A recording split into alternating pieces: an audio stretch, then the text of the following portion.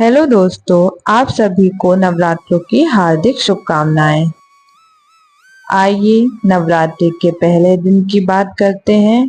आज माँ शैलपुत्री की और उनकी पूजा की विधि। नवरात्रि के त्योहार का पहला दिन माँ दुर्गा के शैलपुत्री स्वरूप में समर्पित होता है। पर्वतराज हिमालय की पुत्री होने के कारण शैलपुत्री कहा जाता है। माँ दुर्गा का यह रूप बेहद शांत, सौम्य और प्रभावशाली है। घट स्थापना के साथ ही माँ शैलपुत्री की विधि विधान से पूजा की जाती है। आइए सुनते हैं माँ शैलपुत्री की कथा। माँ दुर्गा को सर्वप्रथम शैलपुत्री के रूप में पूजा जाता है। हिमालय के वह पुत्री के रूप में जन्म लेने के कारण उनका नाम शैलपुत्री हुआ। उनका वाहन वृषभ यानी कि गाय, इसलिए यह देवी वृषरूढ़ा के भी नाम से जानी जाती हैं।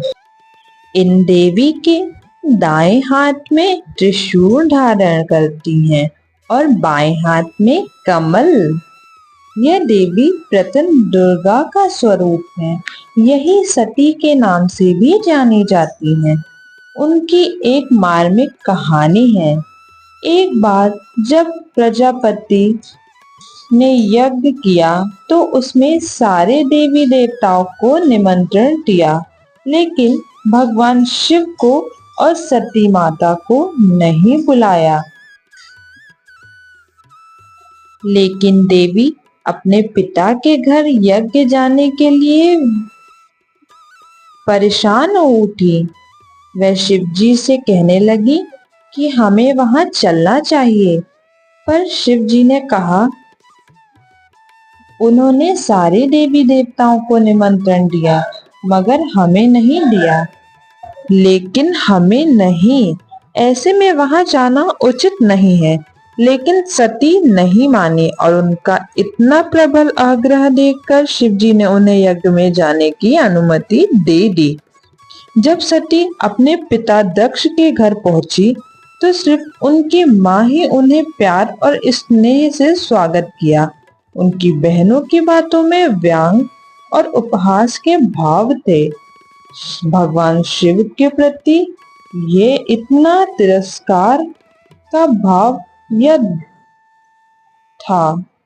राजा दक्ष ने भी भगवान शिव के प्रति अपमानजनक वचन कहे। इससे सती को बहुत दुख पहुंचा। वो अपने पति का यह अपमान सहन नहीं कर सकी।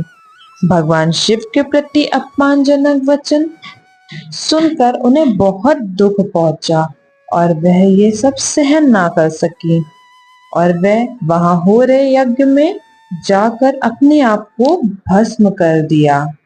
जब ये बात शिव जी तक पहुंची तो उन्हें अत्यंत दुख हुआ। सती ने खुद को भस्म कर दिया है तो भगवान शिव ने इस करुण दुख से व्यथित होकर उस यज्ञ का विध्वंस कर दिया। यही सती अगले जन्म में शैलराज हिमालय की पुत्री के रूप में जन्म ली और शैलपुत्री कहलाई। पार्वती और हेमवती भी इन्हीं के नाम हैं। शैलपुत्री का विवाह भगवान शिव से हुआ।